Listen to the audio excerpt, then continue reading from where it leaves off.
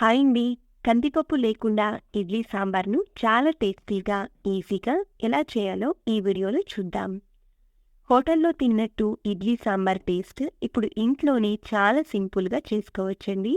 కందిపప్పు లేకుండా ఇడ్లీ సాంబార్‌ను చేయడం కోసం ముందుగా స్టవ్ మీద కడాయిలో ఒక స్పూను నూనె పోసి, ఒక పచ్చిమిర్చిని కట్ చేసిన ముక్కలు, పావు కప్పు పచ్చి కొబ్బరి ముక్కలు, ఒక ఉల్లిపాయని కట్ చేసిన ముక్కలు, ఇంకా 2 టమాటాల ముక్కలు, అరకప్పు పుట్నాల పప్పు వేసి, ఒక కప్పు నీళ్లు కూడా పోసి మూత మూసి మీడియం మంట మీద ఉడికించాలి. ఇందులో పోసిన నీళ్ళన్నీ ఎగిరిపోయి టమాటాలు ఇలా మెత్తగా మగ్గాక స్టవ్ ఆఫ్ చేసి దీన్ని పూర్తిగా చల్లారనివ్వాలి. ఇది చల్లారాక మిక్సీ జార్లో వేసి మెత్తగా గ్రైండ్ చేసుకుని పక్కన పెట్టుకోవాలి. ఇప్పుడు స్టవ్ మీద గిన్నెలో 2 స్పూన్ల నూనె పోసి కాగాక 10 వరకు మెంతి గింజలు, అర స్పూను మినప్పప్పు, 1 స్పూను ఆవాలు, 1 స్పూను జీలకర్ర, ఒక రెమ్మ కరివేపాకు, 2 ఎండుమిర్చిల ముక్కలు వేసి ఫ్రై చేయాలి. అలాగే ఒక క్యారెట్ని చిన్న ముక్కలుగా కట్ చేసి వేయాలి. ఇందులో ఇంకా దోసకాయ ముక్కలు, ఉల్లిపాయలు కూడా వేసుకోవచ్చు. కొంచెం ఇంగువ కూడా వేసి 2 నిమిషాల పాటు బాగా ఫ్రై చేయాలి. తర్వాత మిక్సీ పట్టి ఉంచిన మిశ్రమాన్ని కూడా ఇందులో వేసి కాసేపు బాగా ఫ్రై చేయండి.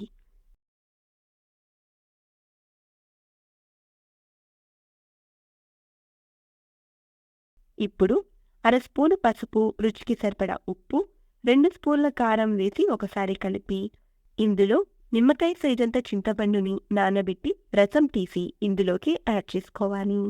ఇప్పుడు ఈ మిశ్రమం అంతా ఉడుకు వచ్చేంత వరకు ఉడికించాలి.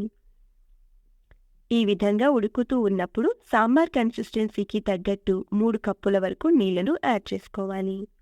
ఈ సాంబార్ చల్లారితే బాగా చిక్కబడుతుంది కాబట్టి చూసుకొని జాగ్రత్తగా నీళ్లను యాడ్ చేసుకోవాలి.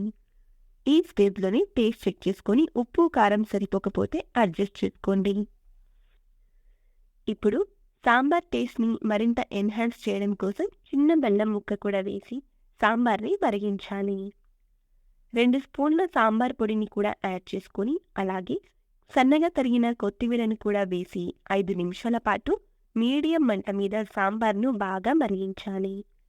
తర్వాత స్టవ్ ఆఫ్ చేసుకొని వేడి వేడి ఇడ్లీలోకి ఈ వేడి వేడి సాంబార్ వేసుకొని తింటే టేస్ట్ నెక్స్ట్ లెవెల్ అండి. అంతేనండి, చాలా సింపుల్‌గా ఇడ్లీ సాంబార్‌ని ఇంట్లోనే చేసుకోవచ్చు. అచ్చం హోటల్స్‌తో తిన్న టేస్ట్ వచ్చేలా ఇప్పుడు ఇంట్లోని టేస్టీగా కందిపప్పు లేకుండా సాంబార్‌ను ఎలా చేసుకోవాలో చూసారు కదా! మరి వీడియో నచ్చితే లైక్ చేయడం మర్చిపోకండి. అలాగే మన ఛానల్‌ని సబ్స్క్రైబ్ చేయండి. Thank you for watching.